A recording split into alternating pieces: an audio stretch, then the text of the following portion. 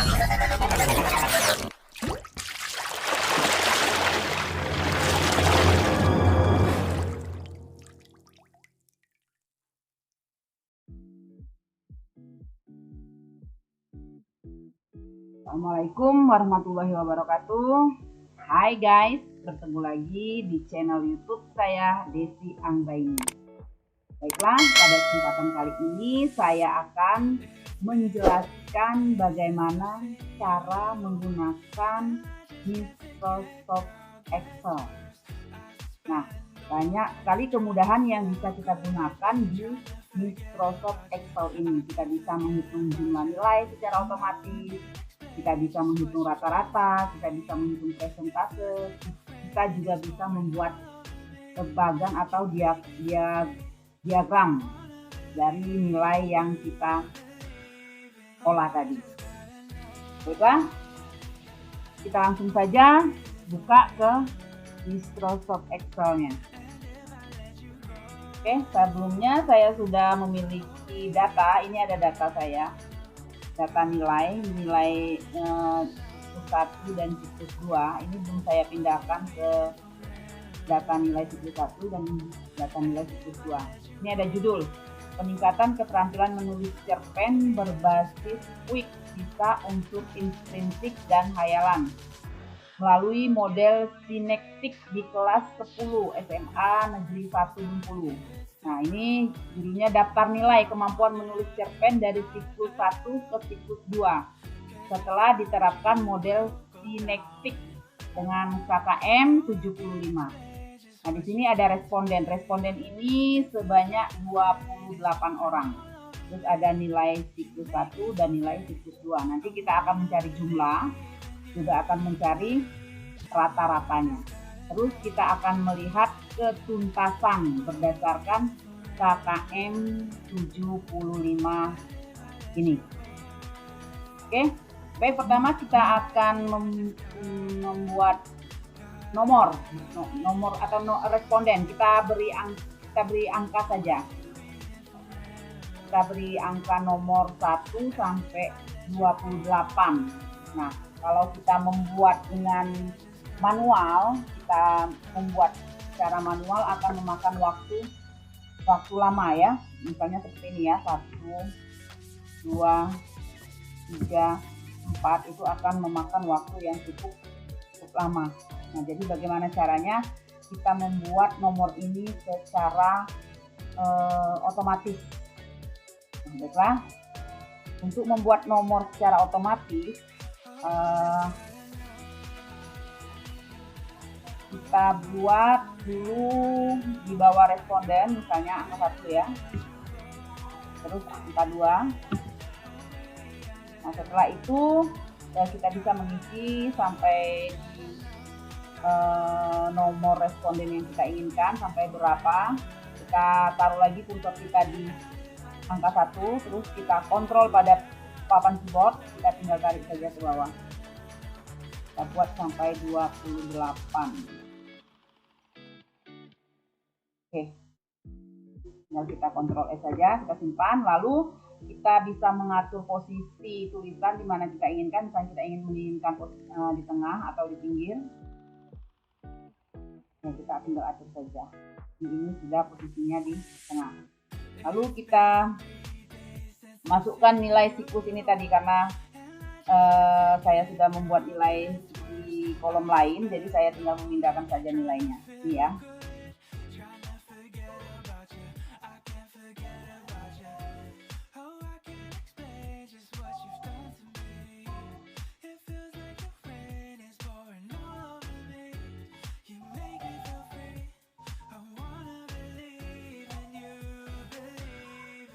Pindahkan nilai ini ke siklus 1. Nilai siklus 1. Ada 28 responden. Kita pindahkan lagi nomor yang siklus 2.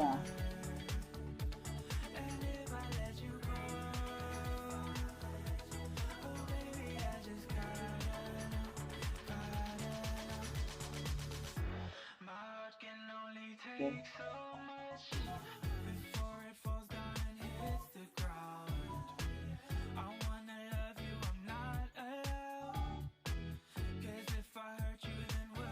Nah, nilai sudah dipindahkan ya ke kolom siklus 1 dan kolom siklus 2.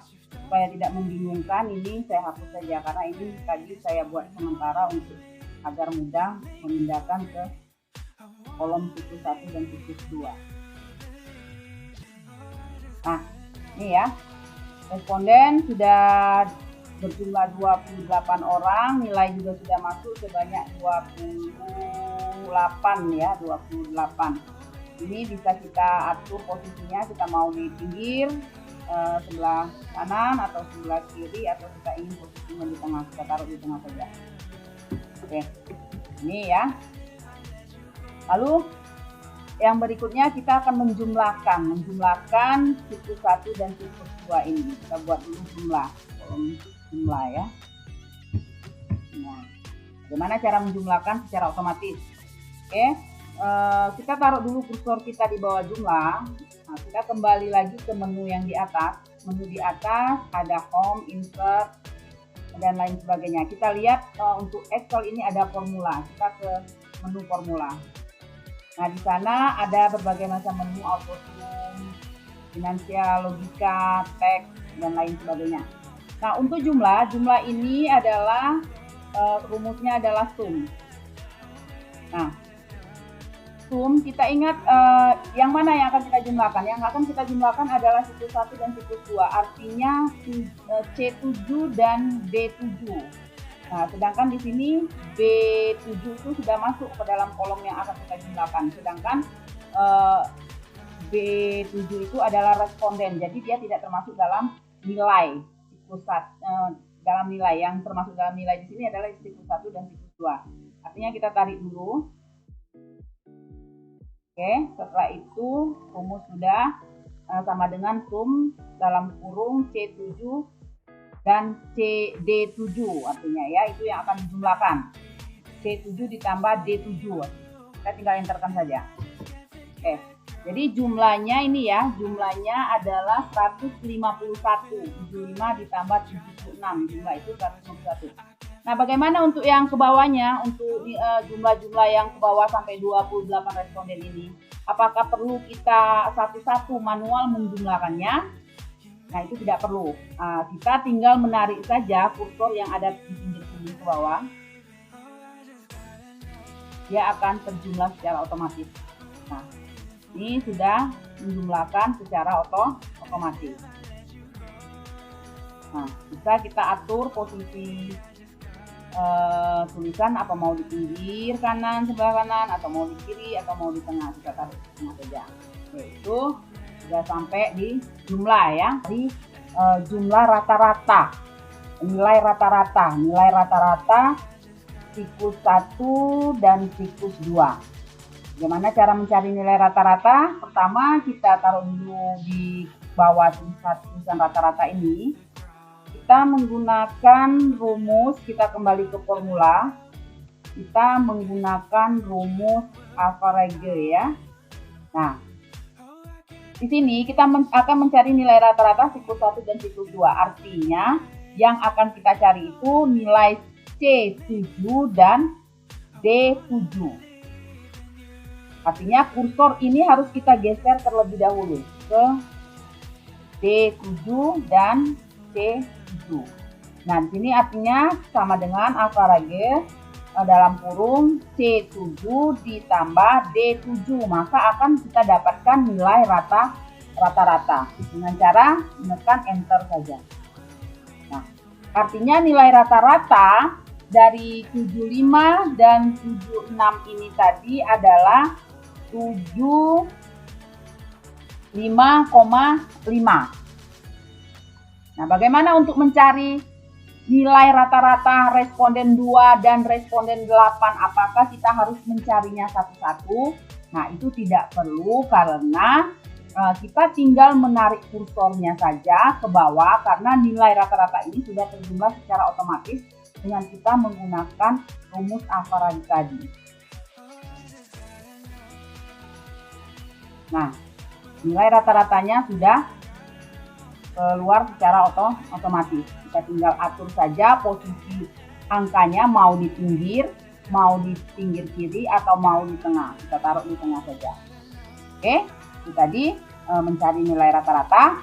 Lalu yang berikutnya kita ingin mencari nilai ketuntasan atau persentase keberhasilan belajar dengan nilai KKM 75.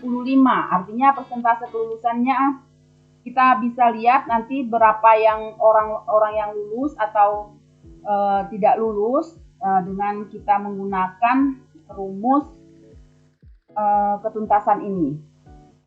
Nah, artinya kita ingin melihat berapa orang yang tidak tuntas dan berapa orang yang tuntas dengan standar nilai KKM 775. Baiklah, kita bawa kursor kita ke bawah ketuntasan. Lalu kita kembali ke formula. Kita gunakan rumus logika. Kita pilih if. Lalu kita taruh kursor kita di F7. Di value if true, kita taruh tuntas. Kita tulis tuntas. Di value if false, kita taruh tidak tuntas. Nah, terus di logika tesnya kita buat lebih besar atau sama dengan berapa KKM kita tadi? 75. Artinya lebih besar dari 75 atau sama dengan 75 artinya tuntas. Di bawah 75 artinya tidak tuntas. Kita okekan saja. Nah, langsung ya di sini tuntas karena nilainya 75,5. Bagaimana ke bawah? Untuk mencari nilai ketuntasan yang responden 2 sampai responden 28. Apakah kita masih mencari satu-satu? Itu tidak perlu karena kita tinggal menarik saja kursor ini ke bawah. Nanti akan ada keterangan tuntas dan tidak tuntas. Nah, sudah tinggal kita atur. Kita mau posisinya di mana? Di pinggir atau di tengah? Kita taruh di tengah saja. Oke? Itu sudah ada nilai ketuntasannya berdasarkan KKM 75. Nah, ini kita supaya cantik kita beri dulu kotak seperti kotak ya. Kita buat dulu. Ini belum selesai, nanti masih ada membuat tabel kesimpulan kenaikan nilai dan buat diagram batang data yang sudah dianalisis. Saya buat kotak dulu supaya cantik.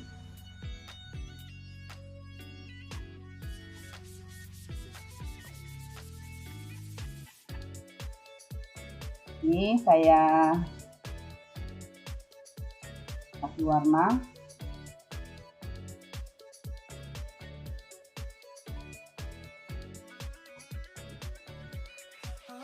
Kasih warna abu-abu biar kelihatan cantik. Nah, warna biru juga. Biru, terus ke bawahnya ini kita kasih, ini tinggal kreasi kita lagi ya teman-teman. Terus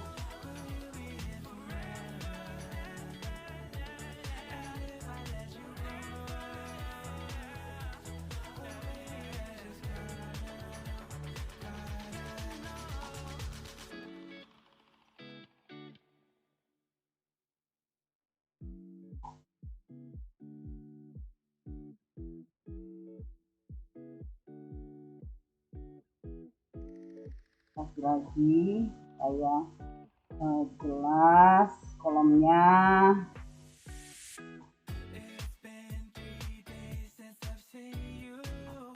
Ini memang harus satu-satu sepertinya kita hitamkan.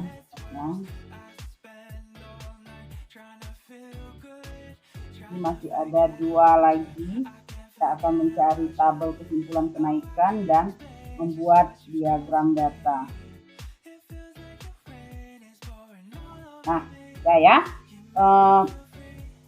Di sini kita bisa melihat berapa orang yang tuntas dan tidak tuntas. Di sini ada yang tidak tuntas itu responden 2. Kita bisa kasih warna apa yang kita mau. Misalnya kita membuat warna biru. Nah, responden 7 tidak tuntas.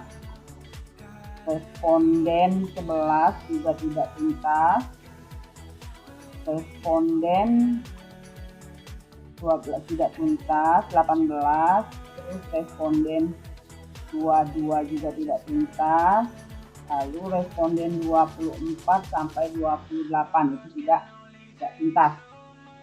Nah, oke, itu kita sudah menghitung persentase keberhasilan belajar dengan nilai KKM 75. Artinya kita sudah bisa tahu berapa orang yang tuntas, berapa orang yang tidak tuntas.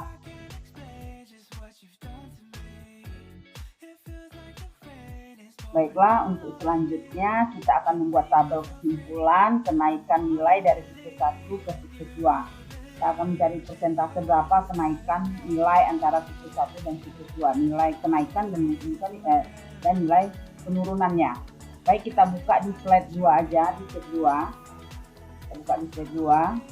Nah, di sini kita buat judul tabel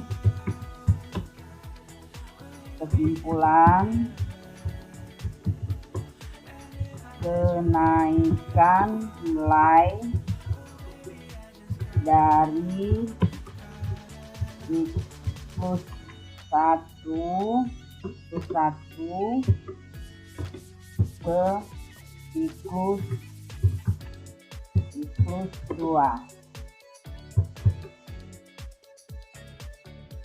Kita pindahkan dulu data tadi.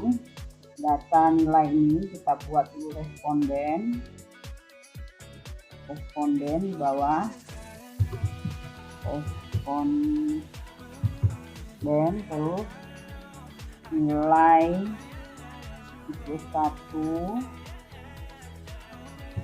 nilai siklus 1, terus nilai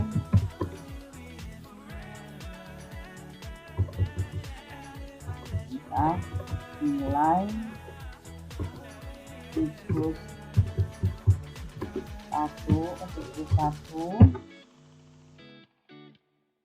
terus kita buat nilai siklus 2. Nah, ini nanti kita nilainya kita tinggal gunakan saja. Kita tambahkan di kolomnya. It's been 3 days since I've seen you, and I just can't forget, girl, gets worse. I spend all night trying to feel good, trying to forget about you. I can't forget about you. Oh, I can't explain just what you've done to me.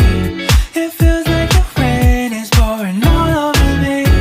You make me feel free. I wanna believe in you, believe in you. Oh, I just gotta know, will we live forever? And if I let you go,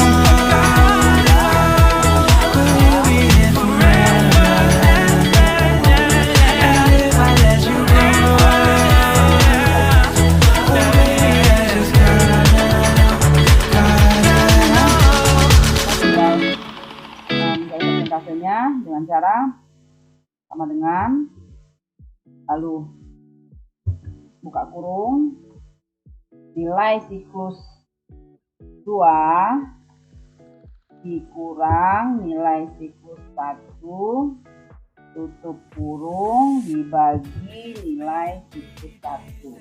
Ini kita enter. Nah, jadi persentase kenaikan responden 1 itu dari nilai 1 ke nilai siklus 1 ke siklus 2 itu sebanyak 1,33%. Nah, untuk yang ke bawah kita tidak perlu mencari seperti itu lagi manual, kita tinggal tarik saja. Kita tarik saja. Ini kenaikan nilai siklus 1 ke siklus 2 ya. Berapa persen naiknya? Nah, ini ya. Untuk yang responden nomor 2 itu tidak naik tetapi turun ya. Jadi min 6,67%. Kalau yang responden 3 itu kenaikannya 2,56%. Kalau yang responden 4 itu kenaikannya 4%. Responden 5 2,56%. Responden dan seterusnya ya. Dan seterusnya ada juga yang turun. Nah, ini minus ya, minus dari minus 7,14 min 27,63 artinya tidak naik tetapi dia malah turun. Kalau yang min artinya turun. Nah, itulah tadi cara membuat tabel kesimpulan kenaikan. Ini tinggal kita perbaiki saja tabelnya. Boleh kita kasih garis tabelnya. Oke, terus kita kasih warna biar cantik. Nah, oke, ini tabel kesimpulan kenaikan nilai dari siklus 1 ke siklus 2. Baiklah, selanjutnya kita akan membuat diagram batang dari data yang sudah kita analisis. Kita buat dulu judul. Diagram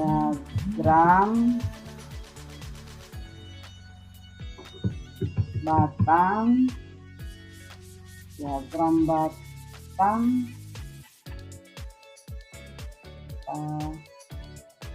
bisa aja ini judulnya di judul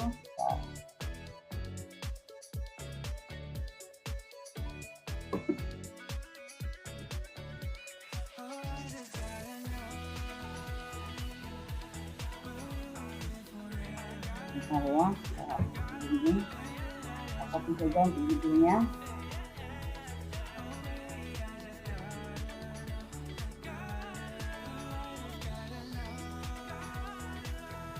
Ya, dan kita rubah di sini.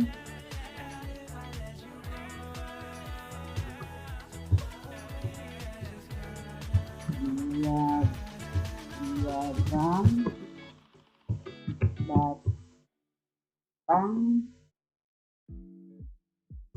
dari data kemampuan menulis cerpen 1 ya, dengan model kinektik. Nah, oke, kita akan membuat diagram.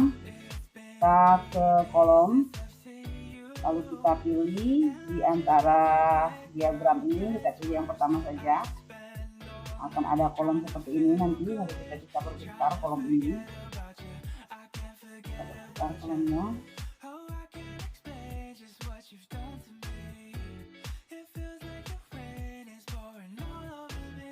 Oke, baik, kita akan membuat kolomnya.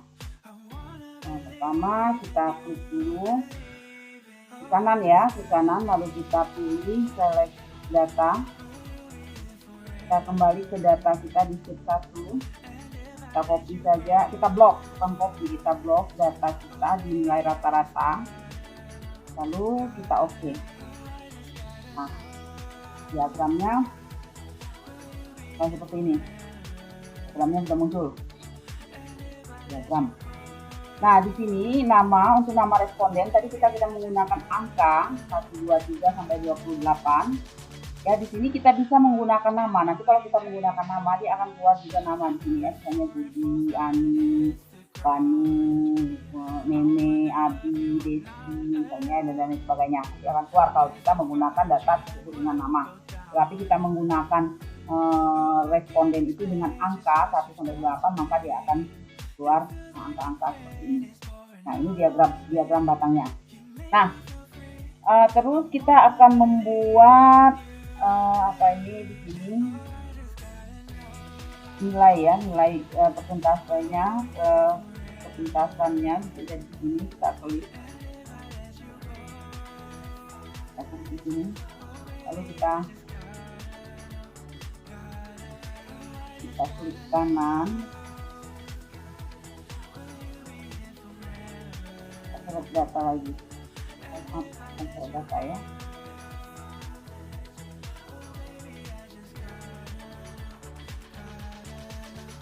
Kita klik dulu, ulang lagi, kita ulang.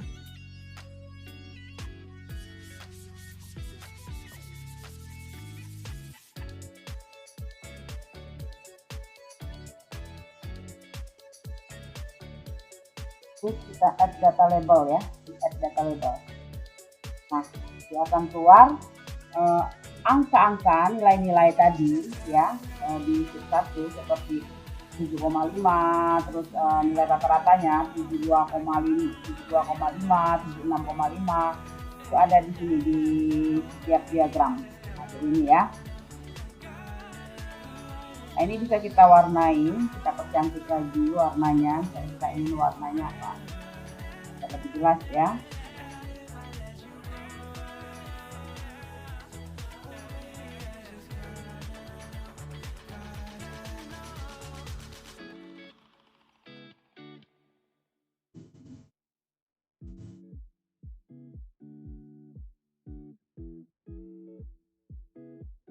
Kasih warna ini. Nah, jadi di setiap diagram ini responden nomor 1 itu diagramnya menunjukkan 75,5 ya, sesuai dengan data di slide 1 75,5 dan sampai responden nomor 28. Inilah diagramnya ya. Diagram batang dari data kemampuan menulis cerpen dari siklus 1 ke siklus 2 setelah diterapkan model sinaptik ya. Ini dari data yang sudah dianalisis. Kita tambahkan saja.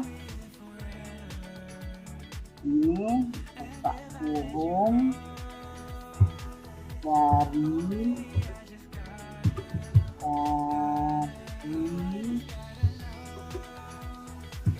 data yang sudah dianalisis kurung. Ctrl S, simpan. Nah, inilah datanya.